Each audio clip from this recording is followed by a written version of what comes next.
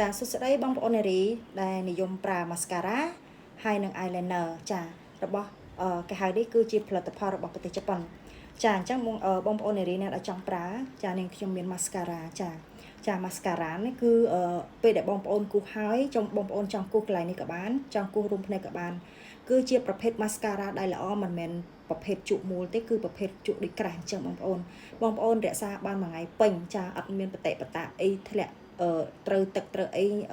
ខ្មៅអីពេលហ្នឹងទេអត់ទេគឺនឹងខ្ញុំប្រើហើយគឺល្អមែនទែនណា mascara របស់ប្រទេសជប៉ុនណាបងប្អូនហើយនេះគឺជា eyeliner នេះគឺគាត់ដាក់ភ្លាមគឺស្ងួតល្អមែនទែនអត់មានធ្វើឲ្យបតិបតាឬក៏គេហៅថាបែកដាក់ទៅបែកម្សៅបែកអីពេញភ្នែកទេអត់មានទេចាហើយបងប្អូនណាដែលថាចង់បាន color ភ្នែកចានាងខ្ញុំមានប្រភេទនេះជា color ភ្នែកបងប្អូនណាចាជា color ភ្នែកនេះបងប្អូនមើលរូបភាពលក្ខណៈជាបេះដូងចា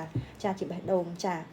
ហើយ color ភ្នែកនេះគឺគេហៅថាលក្ខណៈគេហៅ sweet ស្អាតតែម្ដងបងប្អូននៅពេលដែលយើងលាបភ្នែកទៅគឺថាវាអត់មានពណ៌ឆៅឆាយទេគេហៅពណ៌ស្គមពណ៌ស្បែកយើងពណ៌រៀងឈូកខ្ចីអីចឹងណាហើយនឹងពណ៌រៀងគេហៅសាច់ចឹងណាបងប្អូនណា